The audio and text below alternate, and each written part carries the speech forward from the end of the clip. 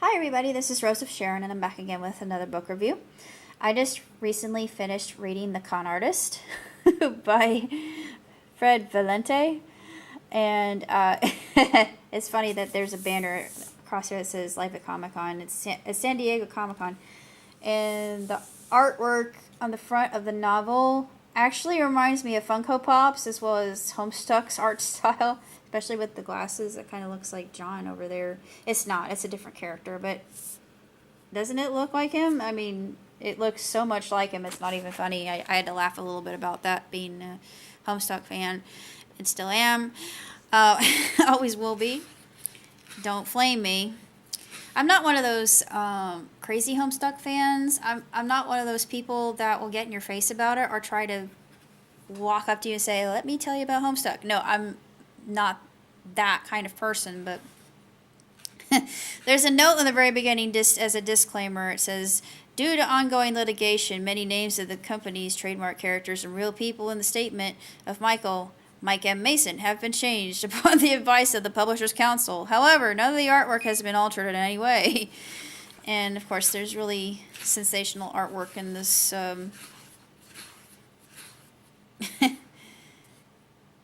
great book here.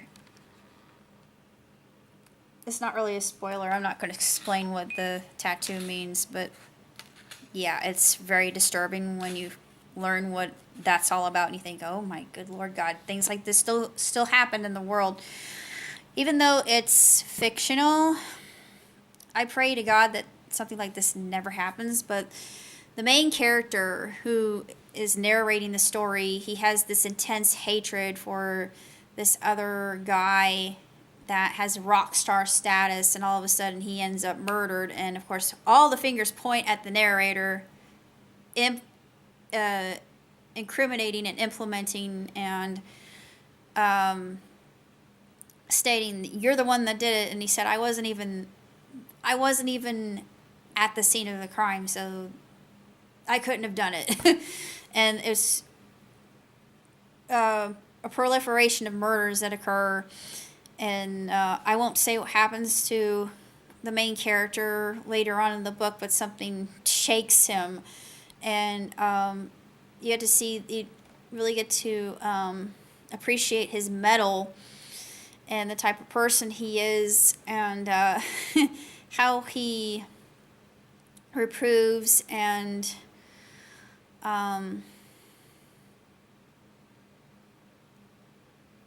starts to criticize his friend Dirtbag, and of course Dirtbag has a screaming match with him, and eventually they make amends. But it's a very short book, and it's an excellent murder mystery if you're like me and you like comic book characters, and you have this great setting here of the Comic-Con in and of itself, and then you've got this crazy Rule 34 party that happens, and it's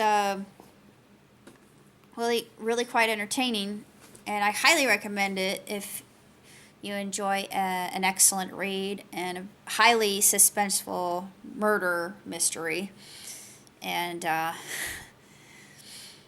the ending is a little bit of a tearjerker, but it makes you feel happy. But the main character, you really feel for him because he lives his life at cons, and I know that there are people like that, and it makes you more appreciative of what you have. And I pray for people like that, and I really hope that you can get your life together, because I know it's hard, but you just gotta put your pedal to the metal, and sometimes you gotta keep your chin up and keep moving forward and never looking back. It's always one step ahead, and you might fall back a little bit, but sometimes that happens, and I've experienced that, and I know that my horizon is definitely clearer, and I could see only blue skies ahead. But I'm going to keep you guys updated about my situation as much as I can. That's about all I got to say. So until next time, live long and prosper. Ciao tutti.